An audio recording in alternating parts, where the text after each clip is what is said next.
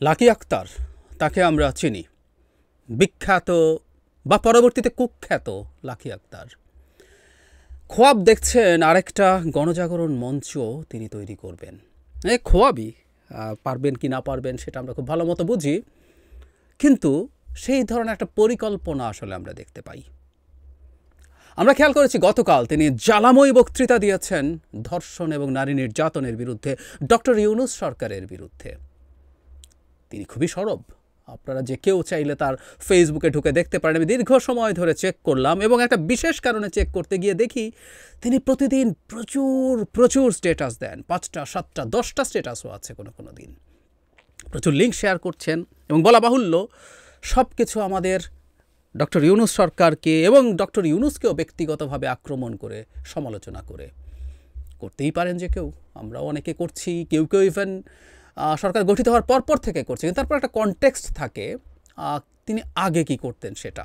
ফলে আমাদের ডক্টর ইউনূস সরকার গঠিত হওয়ার ইমিডিয়েটলি পর থেকে সমালোচনা করা কিছু কিছু মানুষের আগের ট্র্যাক রেকর্ডে আমরা দেখেছি তারা শেখ হাসিনার বিরুদ্ধে অত্যন্ত সোচ্চার ছিলেন। সুতরাং এটাকে আমরা একটা পয়েন্ট অফ ভিউ থেকে দেখব, কারণ কনটেক্সট ম্যাটার্স। সো আমি আসলে ওনার ফেসবুকটা পুরোটা দেখতে চেষ্টা করেছিলাম তিনি জুলাই অগাস্টে কি ফেসবুক স্ট্যাটাস দিয়েছেন সেটা দেখার জন্য।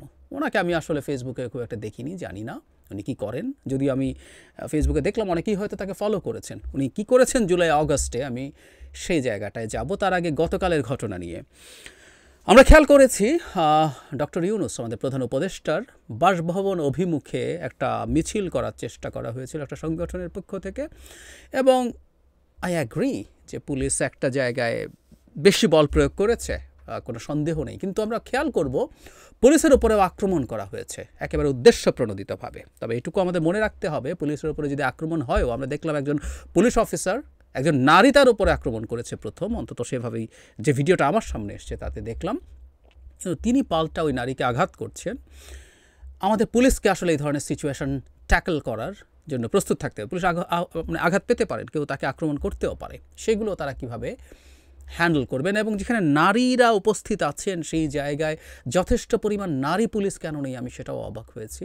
আমাদের অনেক নারীকে এই নারীরা চক্রান্ত করতে আসলেও কেউ কেউ এসেছেনও হয়তো, তাদেরকে তাদের সম্মান তাদের সম্ভ্রম সব কিছু এবং তার প্রতি ভায়োলেন্ট হওয়া, তার প্রতি যদি বল প্রয়োগ করতে হয় সেটা একজন নারী পুলিশের মাধ্যমে হবে, সেটা আমরা একেবারে কোনোরকম কোনো যদি কিন্তু ছাড়া চাই। সুতরাং প্রচুর নারী পুলিশের উপস্থিতি দরকার ছিল, কিন্তু আমরা দেখেছি মানে নারীরা পুরুষ পুলিশের হাতে নিগৃহীত হচ্ছেন, বল প্রয়োগের শিকার হচ্ছেন। বল প্রয়োগ লাগতে পারে, পুলিশ একটা বল প্রয়োগকারী প্রতিষ্ঠান, কিন্তু আমরা প্রায় যেটা বলি পুলিশকে প্রপোর্শনেটলি বল প্রয়োগ করতে পারতে হবে, লেজিটিমেটলি লিগালি বল প্রয়োগ করতে হবে, সেটাতে ডিসপ্রপোর্শনেট বল প্রয়োগ না করে, ইললিগাল এবং ইললেজিটিমেট বল প্রয়োগ না করে সেটা যাতে হয়। সুতরাং গতদিনের ঘটনাটা পুলিশের ম্যাল হ্যান্ডলিং ছিল এবং বলা বাহুল্য ওখানে একটা কেওস তৈরির চেষ্টাও ছিল। কারণ পরবর্তীতে আমরা দেখেছি লাকি আক্তার জ্বালাময়ী ভাষণ দিচ্ছেন, মানে কি বিভৎসতা ঘটে গেছে। একমত আমরা এটা একটা জায়গায় সবাই কম বেশি একমত আছি, দেশের আইনশৃঙ্খলার অবস্থা ভালো না, নারীদের নিরাপত্তা নিয়ে প্রশ্ন এসছে। যদিও 8 বছরের কেউ ধর্ষিত হয়েছে বাংলাদেশে, 8 না 8ও অনেক বেশি বয়স ধর্ষিত হওয়ার পক্ষে। বাংলাদেশে 4 বছরের 3 বছরের 5 বছরের শিশু ধর্ষিত হয়েছে, মারা গেছে। শেখ হাসিনার সময়ও প্রচুর ছিল, সব সময় ছিল। কিন্তু এখন একটা সোকল্ড মুভমেন্টের চেষ্টা হচ্ছে বলেই বলছি। নাগরিকরা প্রতিবাদ করবেন, করতেই চাই, কিন্তু যখন লাকি আক্তাররা নামেন তখন এই প্রশ্ন আসতে পারে। কারণ এই লাকি আক্তার গণজাগরণ মঞ্চের অন্যতম অ্যাক্টিভিস্ট হয়ে আওয়ামী লীগ এবং ভারতের পারপাস সার্ভ করেছিলেন।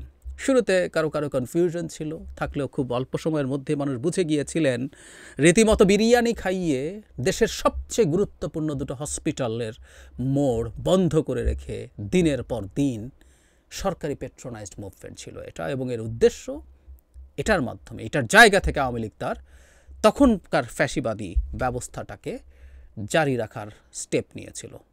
আমি বহুবার বলেছি, একটু যোগ করে রাখি, 14 মানে গণজাগরণ মঞ্চের পর 18 পর্যন্ত আওয়ামী লীগকে এক ধরনের ফ্যাসিস্ট দল বলা যেতে পারে। তার কিছু ফ্যাসিস্ট ইডিওলজিক্যাল ন্যারেটিভ দিয়ে মানুষকে তারা এনগেজ করতে পেরেছিল। 18 পর থেকে এটা আটারলি একটা মাফিয়া রেজিম হয়ে গেছে, ওটার ফ্যাসিস্ট ট্যাসিস্ট না। যাই হোক, সেই লাকি আক্তার মাঠে নেমেছেন। লাকি আক্তার কী করছেন আসলে, আমি তার ফেসবুকে ঢুকেছিলাম, যেখানে অসংখ্য স্ট্যাটাস, এগুলোর নিচে স্ক্রল করাই কঠিন হচ্ছিল। প্রতিদিন তিনি এত কিছু লিখছেন, এত কিছু বলছেন, বিদ্রুপ তুচ্ছতাচ্ছিল্য আমাদের প্রধান উপদেষ্টাকে, উপদেষ্টাদেরকে করছেন, প্রতিটা মন্তব্য ধরে ধরে লিঙ্ক শেয়ার করছেন, যে কেউ গিয়ে দেখে আসতে পারেন। তো আমার কৌতূহল ছিল তিনি জুলাইতে কী করছিলেন। জুলাই মাসে মানে ওনার 29 জুন একটা স্ট্যাটাস ছিল, তিনি একটা কর্মসূচিতে গেছেন কোনো একটা জেলায়। এরপর জুলাই 11-তে, 29 জুনের পর জুলাই 11, মানে এখন উনি প্রতিদিন 5, 7টা 10টা স্ট্যাটাস দেন, তখন উনি জুলাই 11-তে এটা ওনার স্ট্যাটাস না, একজন তাকে নিয়ে স্ট্যাটাস দিয়ে হাসাহাসি করছেন। মানে কেউ একজন লিখেছিলেন, শাহবাগে যোগ দিবি কখন? তখন 11 জুলাই আমাদের স্টুডেন্টরা রাস্তায় নেমেছে কোটা বিরোধী আন্দোলনে, শাহবাগে বসছে তারা। লাকি আক্তার ফাজলামো করছেন, শাহবাগ দিয়ে একটা যোগ চিহ্ন, মানে উনি শাহবাগে যোগ দিয়েছেন। এটা ফাজলামোর বিষয় লাকি আক্তারের কাছে। 11 তারিখে ওনার স্ট্যাটাস না, উনি 29 তারিখ স্ট্যাটাস দিয়েছিলেন। 11 তারিখে আরেকজন তাকে ট্যাগ করেছে, সেই ট্যাগে তারাও হাসাহাসি করছেন, যিনি তাকে ট্যাগ করে আপু ফানি ইমোজি। জুলাই 15-তে ঢাকা ইউনিভার্সিটিতে পেটানো হলো, আমাদের বোনদেরকে কি বিভৎসভাবে পেটানো হয়েছে, রক্তাক্ত করা হয়েছে আমরা দেখেছি। 16 সাইদ মারা গেলেন, আরও 5 জন, মোট 6 জন মারা গেলেন, 17 50 জন মারা গেলেন, 18 70-80 জন, বাড়তেই থাকলো ডেথ টোল। লাকি আক্তারের ঘুম ভাঙে না, ওনার ঘুম ভাঙলো জুলাই 30, ছাত্র জনতার উপর হত্যাযজ্ঞের প্রতিবাদে ওনার একটা গান উনি পোস্ট করেছেন জুলাই 30। জুলাই 31-এ তাকে ওই গানটাই ট্যাগ করেছেন আরেকজন, এই হচ্ছে তার স্ট্যাটাস। এরপর which is very funny and interesting, I must say, তাতেই বুঝবো আসলে উনি এই গানটা কেন স্ট্যাটাস শেয়ার করেছেন। জুলাই অগাস্টে তার এর পরের স্ট্যাটাস, একজনের স্ট্যাটাস তিনি শেয়ার করেছেন, বৌদ্ধ ভিক্ষুরা ওই যে বন্যা হয়েছিল সেখানে ত্রাণ বিতরণ করছেন।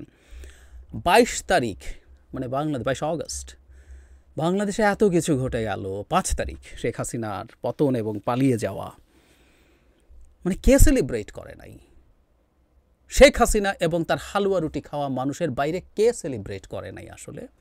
আওয়ামী লীগারদেরকেও যারা সমর্থন করেন, বংশ পরম্পরায় ভোট দিয়েছেন, কোনো বেনিফিট নেন নাই, তাদেরকেও সেলিব্রেট করতে দেখেছি।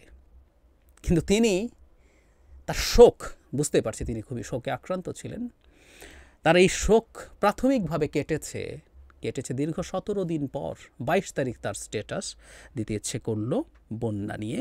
তারপর বলা বাহুল্য তিনি প্রচণ্ড গতিতে সরকার বিরোধী যুদ্ধে, লড়াইয়ে নেমে পড়লেন। লাকি আক্তার একজন বর্বর, আমি বর্বর শব্দটা আসলে জেনে শুনে বলছি, আমি ইদানিং বলছি একটা কথা, যে বর্বর শেখ হাসিনাকে যারা সমর্থন করেন, মানে আওয়ামী লীগকেও পরবর্তীতে অন্য কারো নেতৃত্ব হলে করলেও করতে পারেন, সবাইকে বিদ্যমান যে দলগুলো আছে সেগুলো করতে হবে না, ভিন্ন মতাদর্শ ভিন্ন মতামত থাকতে পারে, ওনার তো নিজেরই একটা দল আছে। এই লাকি আক্তারদের জন্যই আসলে এই দলটা, তাদের দলটা। আওয়ামী লীগের সহযোগী কিনা এসব প্রশ্ন অনেকে করেন, ওদের বি টিম কিনা এসব প্রশ্ন অনেকেই করেন জাস্ট বিকজ অফ দিস।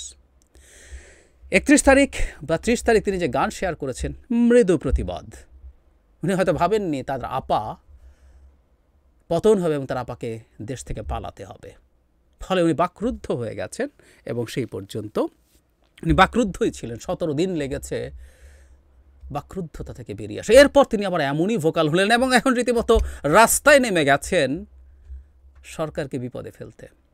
ধারণা করি বা আমরা অনেকেই বুঝতে পারি রাইটলি, তিনি চাইছেন আসলে এই অজুহাতে আবার রাস্তায় কোনো কিছু তৈরি করা যায় কিনা। পিওরলি আওয়ামী এবং ভারতীয় চক্রান্ত নিয়ে মাঠে নেমেছেন লাকি আক্তার, তার সাথে আরও কেউ কেউ আছে। আমি বলছি না অপরাপর যারা এই মুভমেন্টে আছেন তারা তাই সেই কারণে আছেন, নো, সরকারের ব্যর্থতা আছে, চরম ব্যর্থতা আছে। ইভেন এই রেপের ঘটনার চাইতেও বড় ব্যর্থতা আছে, কারণ রেপে যারা ভিকটিম আছে তাদেরকে গ্রেফতার, যারা আসামি আছেন, অভিযুক্ত আছেন, তাদেরকে গ্রেফতার করা হয়েছে, ভিকটিমের জন্য সর্বোচ্চ চিকিৎসার ব্যবস্থা করা হয়েছে। এখানে তো সরকারের ব্যবস্থা নিতে কোনো রকম কোনো কার্পণ্য নেই। এটা তো এই না যে বাংলাদেশের ইতিহাসে প্রথম এত ছোট একটা কন্যা শিশু ধর্ষণের শিকার হয়েছেন না। সো সরকার তো এখানে স্টেপ নিচ্ছে, বরং সরকারের অনেক অন্যান্য জায়গায় নারীর প্রতি কিছু ঘটনা, এই যে ওড়না নিয়ে যে ঘটনাটা ঘটেছে, স্মোকিং নিয়ে যেটা ঘটেছে, এগুলোতে সরকারের নানান রকম রিলাক্টেন্স আছে। এবং ওটা সহ যাবতীয় নির্যাতন নিয়ে যে নারীরা বা পুরুষরা মাঠে নেমেছেন তাদের প্রতি আমরা শ্রদ্ধা রাখি এবং আমরা অবশ্যই মনে করি মানুষ এগুলো নিয়ে মাঠে থাকতে পারে, কিন্তু লাকি আক্তাররা না।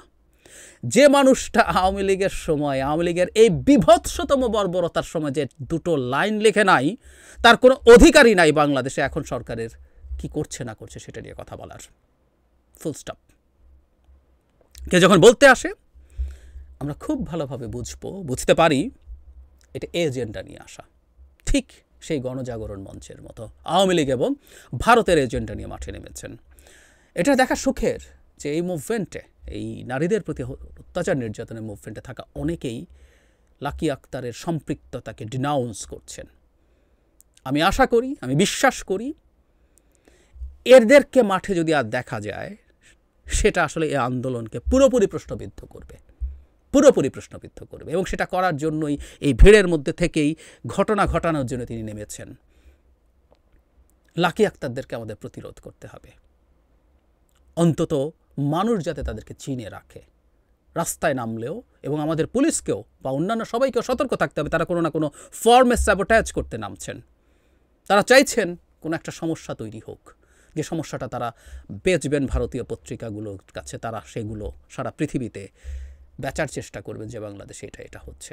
এবং আমি মনে করি এই লাকি আক্তার সহ তার সাথে থাকা যারা আওয়ামী লীগের সময় একেবারে নিশ্চুপ ছিলেন, এখন ভীষণ সরব, তাদের প্রতি খোঁজ খবর রাখা, তাদের প্রতি নজরদারি রাখা, তাদেরকে বোঝার চেষ্টা করা তারা আসলে কি করতে চাইছেন। প্রত্যেকের অধিকারের পক্ষে আছি, তারা তাদের কথা বলতে পারেন। আমি আবারও বলছি, তারা নামবেন, যদি মনে করেন যে তখন বলেন না এখনই বলার সময়, ডু দ্যাট। কিন্তু আমরা যেন এসব বর্বরদের চিনে রাখি। আর সরকারের কাজ করতে হবে, কারণ বারবার বলছি চক্রান্ত আছে। যদি কোনো না কোনো চক্রান্তের সাথে জড়িত থাকেন, কোনো ষড়যন্ত্রের সাথে জড়িত থাকেন, তাদের বিরুদ্ধে আইনানুগ ব্যবস্থা নিতে হবে। আমরা আওয়ামী বর্বরতার সমর্থকদের, আওয়ামী বর্বরতার ক্ষেত্রে নিশ্চুপদের, আওয়ামী লীগের পতন এবং হাসিনার পালিয়ে যাওয়া সেলিব্রেট না করাদের ক্ষেত্রে আমরা খুব ক্লিয়ারলি বলতে চাই, এরা এই জাতির শত্রু, এই জনগণের শত্রু, এই রাষ্ট্রের শত্রু। বর্বর লাকি আক্তার, বর্বর শব্দটা আমি জেনে শুনে বলছি, আমি মনে করি কেউ আমার সাথে দ্বিমত করতে পারেন।